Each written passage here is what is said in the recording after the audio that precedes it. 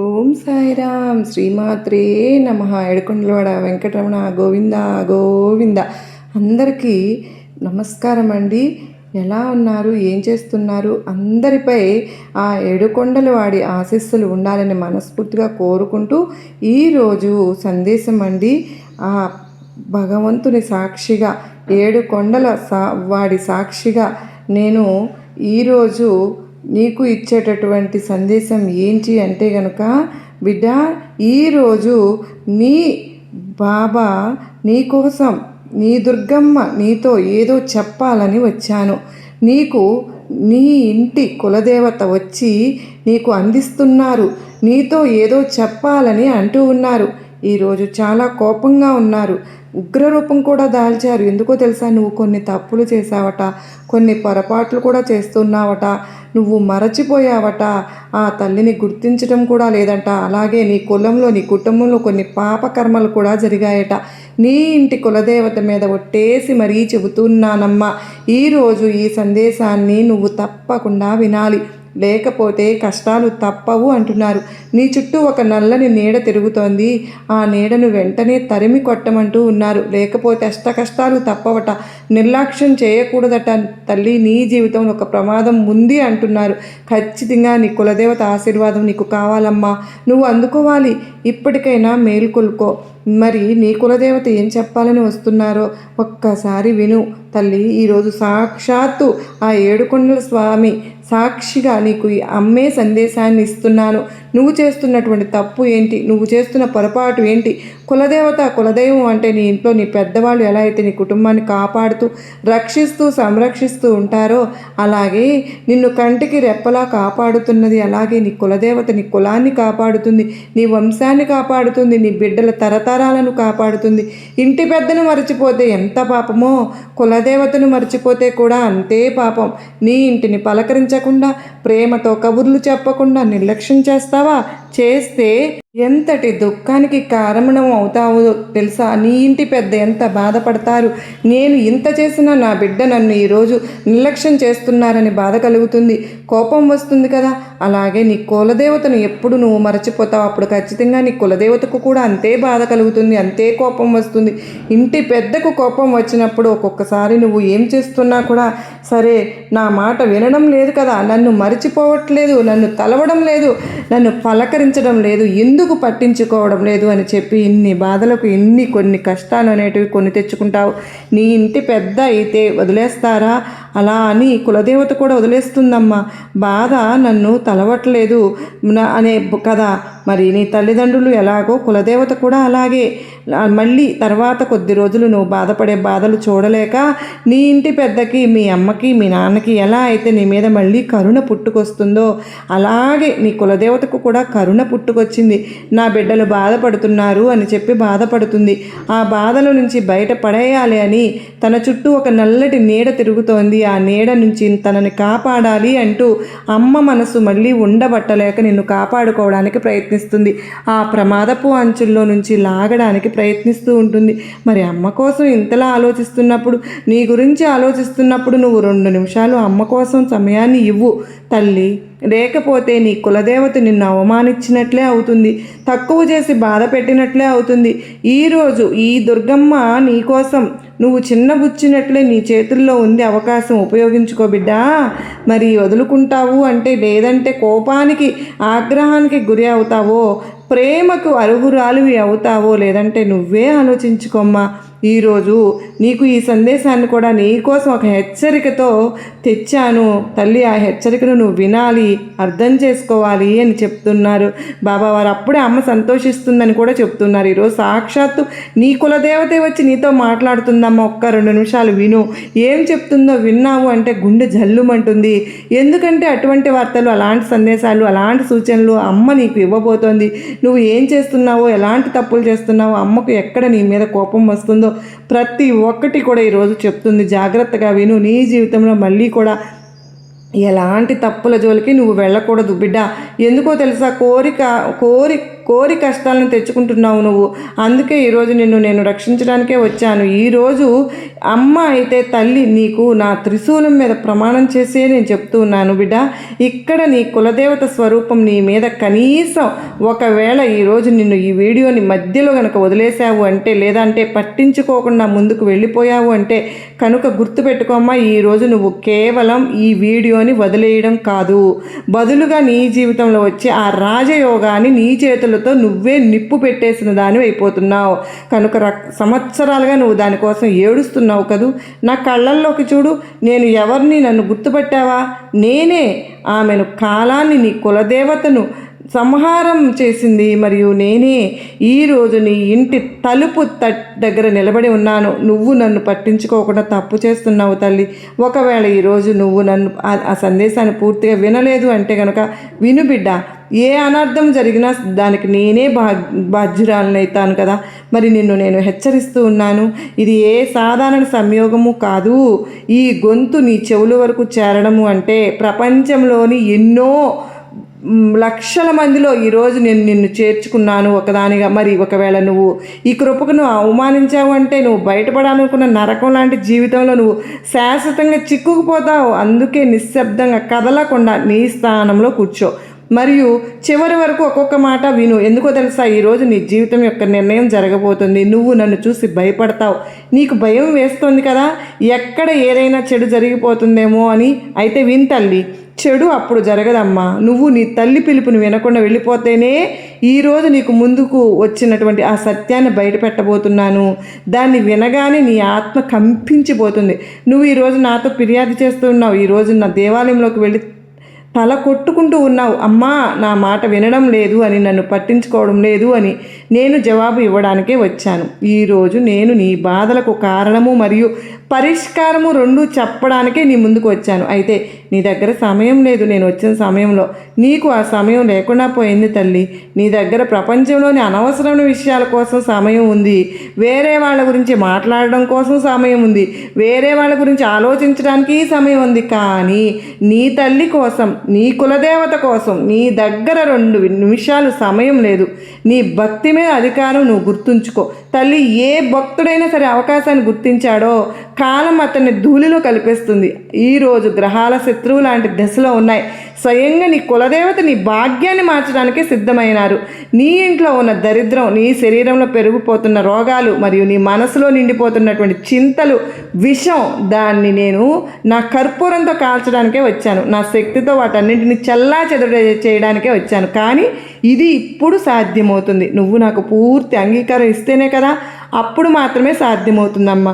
ఒకవేళ నువ్వు ఈ వీడియోని వదిలేసావు అంటే అర్థం చేసుకో, నీ కాళ్ళ మీద నువ్వే గొడ్డలతో కొట్టుకుంటున్నట్లు అవుతావు. ఆ తర్వాత అమ్మ రక్షించలేదు, బాబా రక్షించలేదు, ఏడుకొండలవాడు రక్షించలేదు అని అనవద్దు తల్లి. నేను నీ గురించి నాకు తెలుసు కదా. ప్రతి ఒక్క ఆలోచన నాకు తెలుసు, ప్రతి ఒక్క బాధ నాకు తెలుసు. నువ్వు ప్రపంచానికి అబద్ధం చెప్పవచ్చునేమో కానీ నాకు కాదు, నాకు తెలుసు తల్లి. గత కొన్ని రోజుల నుంచి నీ మనసులో ఎటువంటి చెడు ఆలోచనలు ఉన్నాయో నాకు తెలుస్తూనే ఉంది, కనిపిస్తుంది. నీ జీవితం వ్యర్థమని, నీకు ఎవ్వరు తోడు లేరని, రాత్రి చీకట్లో నువ్వు తిరిగి పడుకోకుండా భవిష్యత్తు చింత నిన్ను తినేస్తూ ఉంటే నువ్వు ఆలోచిస్తూ ఉంటున్నావు, ఎప్పుడైనా నా సమయం కూడా వస్తుందా అని. వినమ్మా, నీ సమయం రావటం కాదు, నీ సమయం వచ్చేసింది. కానీ నీకు మరియు నీ జీవితానికి మధ్య ఒక నల్లని నీడ నిలబడి ఉంది. అలాంటి ఒక నీడ, నీతో ఏదో నకారాత్మక శక్తి, అలాంటి ఒక నెగిటివ్ ఎనర్జీ నీ చుట్టూ ఉన్నవాళ్ళు అసూయ పుట్టించి, కడుపు మంట నుంచి పుట్టింది, కళ్ళల్లో నుంచి పుట్టింది, వాళ్ళ ఏడుపుల నుంచి పుట్టింది. నీకు అనుభూతి కాలా? నీ పనులు దాదాపుగా పూర్తయ్యే లోపే అకస్మాత్తుగా పాడైపోతున్నాయని, చేతికి వచ్చిన డబ్బు నీళ్లలాగా మారిపోతుందని, ఇంట్లో కారణం లేకుండా కలహాలు వస్తున్నాయి, జరిగిపోతూ ఉన్నాయి. ఇవన్నీ ఏంటి? ఇవన్నీ ఆ చెడు లక్షణాలే కదా. వాటి ప్రభావం వల్ల నిన్ను నా నుంచి, నాశనం నుంచి కోరుకుంటున్నది తల్లి. అది నీ ఇంటి మూలలో దాక్కుని ఉందమ్మా, నక్కి ఉంది. దాన్ని తీసి బయటకు తరుము, దూరంగా పారద్రోలు. మరియు ఈరోజే, ఇప్పుడు ఈ క్షణమే నేను ఆ దృష్టిని, ఆ బంధాన్ని కోసేయడానికే వచ్చాను. కానీ నువ్వు ఈ వీడియోను పూర్తిగా చూడకపోతే ఆ రక్షా కవచం నీకు దొరకదు. నీకు నేను ఇవ్వబోతున్నది మరియు కవచం కాకుండా యుద్ధానికి వెళ్ళే వైపు సైనికుడు చంపబడతాడు కదా, అలా అవుతుంది. నువ్వు కోరుకుంటున్నావా నీ శత్రువులు నీ మీద పడి నవ్వాలి అని? నువ్వు ఓడిపోతే నిన్ను చూసి నవ్వాలి అని కాదు కదా. నువ్వు కోరుకుంటున్నావా నీ పేదరికం తమాషా అవ్వాలని? కాదు కదా. అంటే నా మీద ప్రమాణం చెయ్యి. తరువాత కొన్ని నిమిషాలు నువ్వు కళ్ళు మూసుకో. నువ్వు కళ్ళు కూడా మూసుకోకముందే జాగ్రత్త పడు. నీ కులంలో నీ కుటుంబంలో కొన్ని అలాంటి పాపకర్మలు జరిగాయి, కొన్ని పితృదోషాలు నీ పురోగతిని ఇనుప గొలుసులాగా బిగించి ఉన్నాయి. నువ్వు ఎంత కష్టపడినా, ఎంత చెమట చిందించినా కూడా, నేను కష్టపడినా కోసే వరకు కూడా నువ్వు ఒక్క అంగుళం కూడా ముందుకు అడుగు వేయలేవు బిడ్డ. నువ్వు చక్రం వ్యూహంలో చిక్కుకుపోయి ఉన్నావు అభిమన్యుడిలాగా. మరి నిన్ను బయటకు పడేసే మార్గం నేను మాత్రమే తల్లి, నీ కులదేవతలను మాత్రమే చెప్పగలుగుతాను. నీకు తెలియదు కదా నీ మీద ఎంత ప్రమాదం వాలి ఉంది అనేది. వచ్చే 3 రోజులు కూడా నీకు చాలా భారీగా ఉండవచ్చు. నువ్వు నా రక్షా సూత్రాన్ని అంగీకరించకపోతే కానీ బయటపడకు. ఎవరు నా శరణు కోరతారో, ఎవరు నా శరణు తీసుకుంటారో అతను యజమాని. యమరాజును కూడా ఎదిరించగలడు. యమరాజు కూడా ఏమీ చేయలేడు అతన్ని. కేవలం శరణు ఏంటి అంటే నీ విశ్వాసం అచంచలంగా ఉండాలి. నీ మనసు 1% కూడా సందేహాలు వచ్చి ఉంటే నా ఆశీర్వాదం ఫలించదు.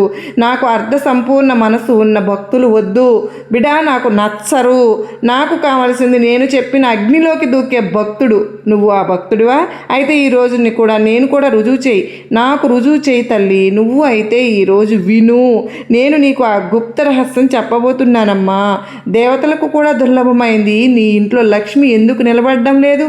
ఎందుకు నీ ఇంట్లో ఒక మూలలో నెగిటివ్ ఎనర్జీ నివాసం ఏర్పరచుకుని తొంగి దాక్కుని చూస్తూ ఉందో తెలుసా? నువ్వు తెలిసి తెలియక లేక కొన్ని తప్పులు చేశావు. దానివల్లనే నీ ఇంటి అదృష్టం మారిపోయింది. కానీ ఈరోజు దాన్ని నేను తిరిగి తెస్తానమ్మా. నీకు కేవలం ఒక చిన్న పని చేయాలి. నువ్వు ఆ పని ఏంటో తెలుసా? మానసిక పూజ చేయాలి. సిద్ధమైన తల్లి? చేస్తావు కదా. మానసిక పూజ చేస్తాను అని నీ కులదేవతకు వెంకటన స్వామికో నీ దుర్గమ్మకో చెప్పు. మాట ఇవ్వు. ఆ అమ్మ అనుక్షణం నిన్ను కాపాడుతున్నాను. ఒక మానసిక పూజ చేయి. ఇప్పుడే నీ కళ్ళు మూసుకో. నా చిత్రం వైపు చూడు. నీ కళ్ళలోకి చూడు. ఇందులో బ్రహ్మాండం మండుతోంది తల్లి. నీకు ఇందులో ప్రతిబింబం కనిపిస్తుందా? నేను కోపంగా ఉన్నాను. నేను చాలా కోపంగా ఉన్నాను. నిన్ను బాధ పెట్టిన వాళ్ళు నీ మీద నేను కోపంగా ఉన్నాను. నా బిడ్డను ఏడిపించిన పరిస్థితుల మీద నా తాండవం చూపు జరుగుతుంది తల్లి. ఇక నేను శత్రువుల జీవితంలో భూకంపమే తెస్తాను. ఎవరైతే నీ హక్కు దోచుకున్నారో అతడు రక్తపు కన్నీళ్లు ఏడుస్తాను. ఎవరైతే నిన్ను అవమానించారో అతడు నీ పాదాల దగ్గర పడి క్షమాపణలు కోరుతాడు. అది నా కవచం. ఇది నీ కులదేవత వచనం, నీ కులదేవత వాక్కు, నీ కులదేవత యొక్క ఆన. ఎప్పుడు కూడా నీ కులదేవత నిన్ను ఊరికే విడిచిపెట్టదు. ఆకాశం చీలిపోవచ్చు, భూమి కూడా చీలిపోవచ్చు, సూర్యుడు చల్లబడవచ్చు, కానీ నీ కులదేవత చెప్పిన మాట ఎప్పుడూ అబద్ధం కాదు తల్లి. కానీ ఆగమ్మ, ఇవన్నీ పోరాడడానికి నువ్వు ఒక త్యాగం చేయాల్సి ఉంటుంది. త్యాగమా ధనం కాదు, ఒక త్యాగం. నీ అహంకారము మరియు నీ అవిశ్వాసం. నువ్వు ఇప్పుడే ఈ క్షణం నీ మనసులో అన్ని భయాలను తీసి నా పాదాల దగ్గర పడేస్తావా? నువ్వు అంగీకరించాలి తల్లి. అంగీకరిస్తావా? అవును, నా దుర్గమ్మ నాతో ఉంది. మరియు ఇక నాకు దేంతోనూ అంతా బాగుంటుంది. ఇప్పటి వరకు ఎందుకు అపజయం పొందావో నేను చెప్తాను. ఎందుకో తెలుసా? నువ్వు ఎప్పుడు నన్ను పూర్తిగా కూడా నమ్మలేదమ్మా. నిన్ను నువ్వు ఎప్పుడు కూడా సమర్పించుకోలేదు తల్లి. నిన్ను నువ్వు ఎప్పుడు నీ బుద్ధి వాడుతూ వస్తున్నావు. నీ ప్లాన్ల మీద ప్లాన్లు వేసుకుంటూ ఉన్నావు. మరియు ఇప్పుడు చూడు ఫలితం. ఈరోజు నువ్వు ఎక్కడ నిలబడి ఉన్నావో ఇక చాలు. నీ బుద్ధి పక్కన పెట్టు తల్లి. నీ బుద్ధితో కాదమ్మా, నా బుద్ధితో నడువు బిడ్డ. ఈ ఒక్క చిన్న పిల్లవాడు తన వేలు తల్లి వేలు పెట్టుకుని నడిచినట్లు మరియు దారి తప్పిపోతే భయం లేకుండా ఉండునట్లు అలాగే నువ్వు నా చెయ్యి పట్టుకుని నడువు. నేను నిన్ను ఈ భూసాగరం నుంచి, ఈ దుఃఖాల బురద నుండి బయటకు లాగి పడేస్తాను. మరో హెచ్చరిక బిడ్డ, ఈరోజు విను.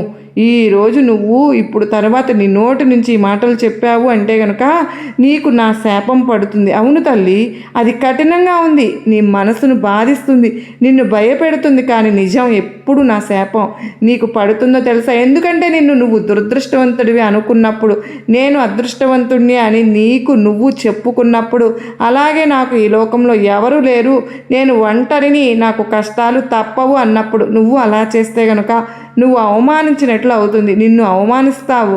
నువ్వు నన్ను అవమానిస్తావా? చెప్పు తల్లి. నీ తల్లి ఇవ్వటంలో అసమర్థురాలు కాదుగా అని నువ్వే చెప్పుకుంటున్నావు. నీ నోటితో నీ ఖజానా ఖాళీ అయిపోతున్నాయి ఖజానాలు అని నేను నిన్ను పోషించలేనా? నేను కీటకంలాగా కూడా ఆకలితో పడుకోనివనే కీటకాన్ని కూడా అలాంటిది నువ్వు నా బిడ్డవి, నా అంశవు కదా, ఈ దుర్గమ్మ అంశవి. నేను నిన్ను ఎలా కష్టాల్లో ఉంచుతాననుకుంటున్నావు, ఎలా బాధల్లో వదిలేస్తాననుకుంటున్నావు? నీ మనసులో అలాంటి ఆలోచనలు ఉంటే నన్ను తక్కువ చేసినట్లే, నన్ను చేతగాని దాని కింద లెక్క నువ్వు బాధ పెడుతున్నట్లే. అప్పుడు నిజంగా నా మనసు ఎంత బాధపడుతుంది. నా బిడ్డ ఇంకా నన్ను నమ్మలేక అన్న బాధ నాలో పుడుతుంది. అందుకేనమ్మ చెప్పాను, నా శాపం అని నన్ను నువ్వు ఎక్కడ ఒంటరిగా అనుకోవద్దు. నువ్వు దురదృష్టవంతుడివి అని అసలే అనుకోవద్దు. నా తలరాత ఇంతే అనుకోవద్దు. నీ కష్టాలు ఇంతే అనుకోవద్దు. నాకు ఎవరు లేరు అనుకోవద్దు తల్లి. నీకు ఈ దుర్గమ్మ, నీ కులదేవత నీకు నీడలాగా ఉన్నాను. నన్ను నమ్మినప్పుడు నీకు ఏది కావాలన్నా నేను అందిస్తాను. ఈ రోజు నుంచి నీ భాష మార్చుకో, నీ ఆలోచనలు మార్చుకో. నీ నుంచి అన్నీ కూడా చూసినప్పుడు అది ఒక సింహంలాగా గర్జించి చెప్పు, అమ్మా నాతో ఉంది, మా దుర్గమ్మ నాతో ఉంది, నా కులదేవత నాతో ఉంది, నేను అపరాజితుడిని, ధనవంతుడిని. అది నీకు జరగడం మొదలవుతుంది తల్లి. ఇక వాక్సిద్ధి రెండూ ఉండాలమ్మ నీకు. బిడ వాక్సిద్ధి నేను నీకు ఈరోజు ప్రసాదిస్తున్నాను. నీకు జాగ్రత్తగా ఉన్న సంకేతం గురించి నీకు వచ్చే 24 గంటలు దొరుకుతుంది. నువ్వు వీడియోని పూర్తిగా మరియు నిజమైన మనసుతో విన్నావు అంటే రేపు సూర్యుడు అస్తమించక ముందే నీకు ఏదో ఒక మంచి వార్త వస్తుంది. ఎక్కడి నుంచి వస్తుంది? ఎక్కడి నుంచి ఆగిపోయిన నీ డబ్బు వస్తుంది. నువ్వు ఎదురు చూడని ఒక డబ్బు నీ వైపుకు వస్తుంది. కళలో ఊహించని డబ్బు ఒక పాత స్నేహితుడి ద్వారానో ఫోను ద్వారానో సహాయం చేయాలనుకునే అవకాశం అనేది వస్తుంది. నీ కుటుంబంలో ఏదో ఒక సంతోషం, ఒక సంకేతం, అవకాశం అనేది వస్తుంది. తల్లి జోక్గా తీసుకోవద్దు. ఈ వీడియోని మధ్యలో వదిలేసావంటే గుర్తుపెట్టుకో, కాలం నీకు మరింత కఠినంగా మారుతుంది. నిన్ను నేను భయపెట్టడం కాదమ్మా, ఇది నిన్ను సంతోష పెట్టాలనే బిడ్డ. ఇక్కడ నువ్వు ఎన్ని పూజలు చేసినా, ఎన్ని ఉపవాసాలు చేసినా, ఎన్ని తీర్థయాత్రలు నువ్వు చేసినా కూడా, ఎన్ని హోమాలు, యజ్ఞాలు, యాగాదులు చేసినా కూడా ఇప్పుడు ఇంటి పెద్దను మరచిపోయిన వాళ్ళు, కులదేవతను మరచిపోయిన వాళ్ళు ఎంతో దూరం వెళ్ళి అక్కడ ఏ పూజ కర్మలు చేసినా కూడా అవి ఆ దేవుళ్లను తీసుకోరు తల్లి. బిడ్డ వాళ్ళు అనుకుంటారు, ఈ వ్యక్తి తన అమ్మా నాన్నలను మరచిపోయాడు, పట్టించుకోవడం లేదు, తన కులదేవతను మరచిపోయారు, పట్టించుకోవడం లేదు అని వాళ్ళని వదిలేసి నా దగ్గరకు వచ్చావు, నేను ఎలా ఆశీర్వాదం ఇస్తాను అనే ఒక అనుమానం వాళ్ళ మనసులో వస్తుందమ్మా. నువ్వు ఎప్పుడైతే నీ ఇంటి పెద్దల్ని, నీ తల్లిదండ్రులని, కులదేవతను స్మరిస్తావో తెలుసా, కొలుస్తావో తెలుసా, ఆ తరువాత నువ్వు ఏం చేసినా సరే ప్రతి ఒక్కటి భగవంతుడు, ప్రతి ఒక్క దేవుడు కూడా తీసుకుంటాడు. ఎవరైనా కావచ్చు, దుర్గమ్మ కావచ్చు, బాబా వారైనా అవ్వచ్చు, ఏడుకొండల వెంకటేశ్వర స్వామి అవ్వచ్చు, కులదేవత ఎవరైనా కావచ్చు తల్లి. వారు ఇష్టదైవం, నీ ఇష్టదైవం ఎవరైనా సరే, నేను నీతోనే ఉంటాను. నీ కులదైవాన్ని ఎప్పుడు మర్చిపోకు. నీ కన్న తల్లిలాగా కులదైవం అంటే జాగ్రత్త అంటూ ఈరోజు అమ్మవారు బాబావారు కలిసి చాలా చాలా అత్యద్భుతమైనటువంటి ఒక సందేశంతో ఈరోజు మనకు వినిపించడానికి ఆ ఏడుకొండల స్వామి మీద ఒట్టేసి మరి అయితే చెప్పారు కదండి. ఈరోజు దుర్గమ్మ గారు చెప్పిన మాటలన్నీ మనం ఒక్కసారి గుర్తు తెచ్చుకొని మనం ఏం పొరపాటు కర్మలు చేసి ఉన్నా వాటిని సరిదిద్దుకునే ప్రయత్నం అయితే చేయాలి కదా. అందుకే దుర్గమ్మ మనతో ఉంది, మన మాటలను వింటున్నారు, మనకు మంచి చేయాలని చూస్తున్నారు. దుర్గమ్మ ఆశీర్వాదం మనపైన ఎప్పుడు ఉంటుంది. ఆ తల్లి దయ వలన మనం ఎప్పుడు కూడా సుఖంగా సంతోషంగా ఉంటాము.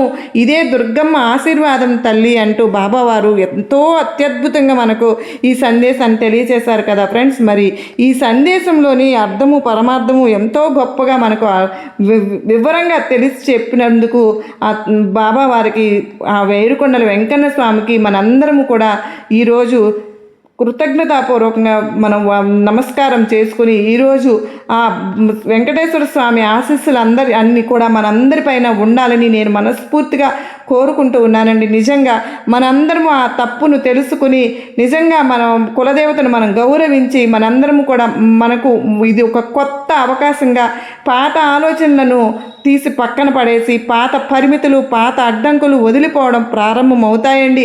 మరి ఇప్పుడు కేవలం మనలోని శక్తి, మా దుర్గమ్మ మీద విశ్వాసం మరియు అపార శక్తి మనతో ఉన్నాయి కనుక ప్రతిరోజు మనకు అమ్మ అసంఖ్యాక సంకేతాలను పంపిస్తున్నారని మనం అర్థం చేసుకోవాలి. కానీ ప్రతి ఒక్కరూ దాన్ని గుర్తించలేకపోతున్నారు. అమ్మ నీ హృదయం నుండి నేరుగా పిలిచినప్పుడు అది మన ఆత్మ వరకు మాత్రమే చేసుకోగలిగినటువంటి ఉన్నత స్థాయిలో అనుసంధానం అనేది జరుగుతుంది.